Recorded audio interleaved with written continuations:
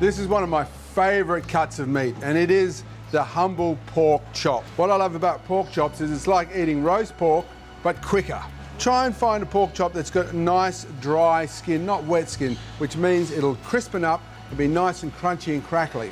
To go with our pork chops first, let's talk about some vegetables. Pears and parsnips go really well together, and I think parsnip is an underused root vegetable. What we're going to do is I'll turn on my pan. Here we've got our pork chops, and what I'm going to do is I'm just going to cut through the skin of the pork chop, like so, every sort of 1 centimetre into the fat. So we're creating these kind of little teeth of pork fat. What this does is allows, as the pork cooks, it'll shrink, and those lovely sort of cuts will open up, and each little knob will get nice and crispy, and you'll get crackling, and that's the best part of the pork chop.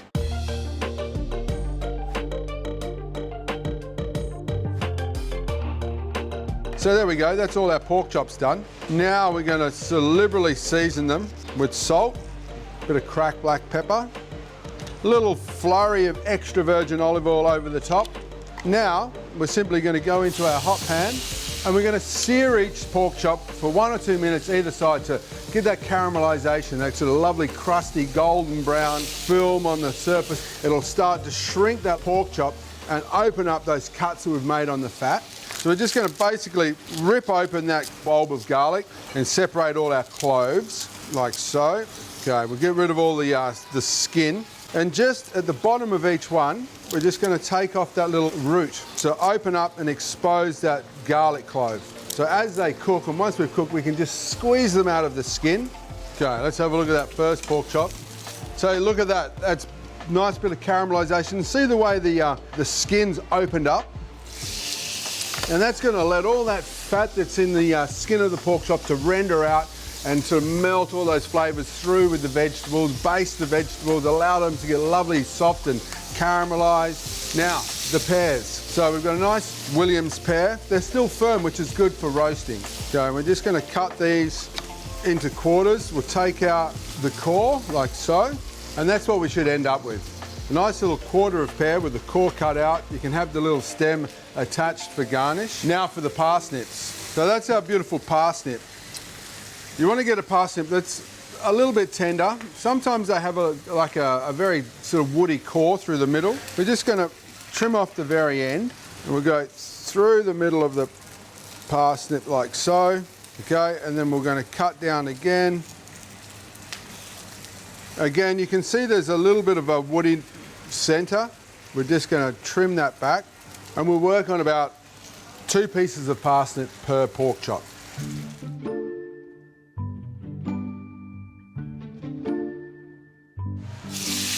I love the smell of pork cooking. It's sweet. Oh, it's just so rich. It just fills the room with yumminess. I remember once when I was living in London, we went down to a guy I worked with, a family house in Berkshire, in a very nice rural part of England. And we went for an afternoon walk, and we had to walk around. And then the bet was the last person home would have to cook dinner, which was a barbecue. And I thought, I'm not going to be the last one home. So we all set out in different directions, and I thought I'd take a shortcut, and I cut down through this kind of lovely forested area, thinking it was going to get me to a certain spot. I got out of this forested area, and I looked around and I had no idea where I was. 4 hours later, and they were just about to call the police, I found the farmhouse. So who was cooking dinner? Me.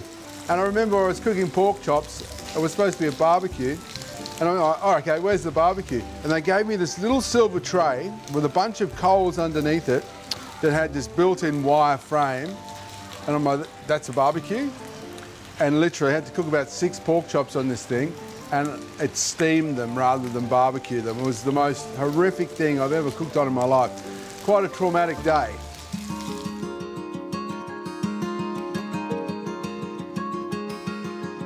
Okay, so take this over here.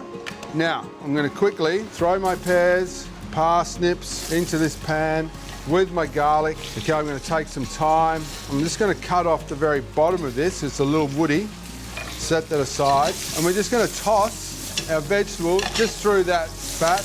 A little bit of salt, a little bit of pepper, and quickly, just get all that wonderful pork juice over those vegetables. And now we'll drop in our thyme. So the heat from the pan with the oils of the pork sort of melted all over those vegetables and fruits, and then the aromas of the thyme really start to come through. Okay, now let's build our tray bake. So we'll just put a few fruits in here like so. Along the bottom, we'll get a pork chop in there. Make sure the fat or the cut skin is sort of pointing upwards. You want that to be exposed to the heat as much as possible so it crackles and crispens.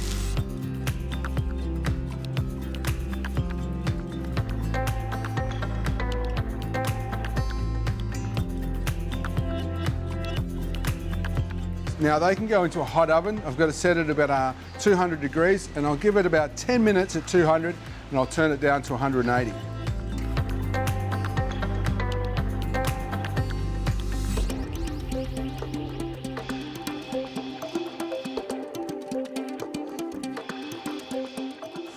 Woo! There's our pork chops, beautiful. So you can see the skin's gone all crispy, so we've got crackling. Now these, I've cooked these so they're well done. I really enjoy a well done pork chop cooked like this. Just to plate up, we'll take a lovely pork chop. We'll get some fruit and some parsnip. If I'm gonna make a quick little sauce, we're gonna get the garlic cloves and just squeeze out the garlic from the skin. I'm just gonna use a knife. I'm just gonna squash them. Just like that, ever so roughly. A little bit of salt on them. I've got a little bit of Kewpie mayonnaise, into which I'm going to put a tablespoon or teaspoon of Dijon mustard.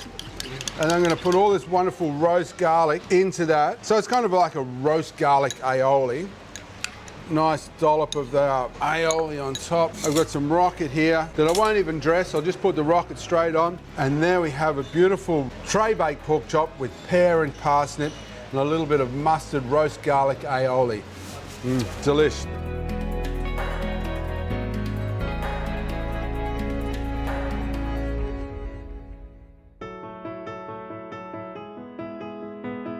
Hey Graham, how are you, mate? I thought you'd bring you some pork to try. Oh, thanks, Ben. Beautiful. No, mate, that came up an absolute treat. Oh, that looks sensational, mate. So I just cut all the little cuts into the pork fat so to crispen up nicely. Make sure you get some nice fruit with it, so you got some pear and parsnip. That pear was beautiful, mate. Goes well. And I got the roasted garlic cloves and I mushed them all up, mixed it through the mayonnaise with a bit of extra mustard. And so nice free-range Australian pork. You can't beat it, can you? No, that's for sure. So look at that. That's the best little bit there. That is.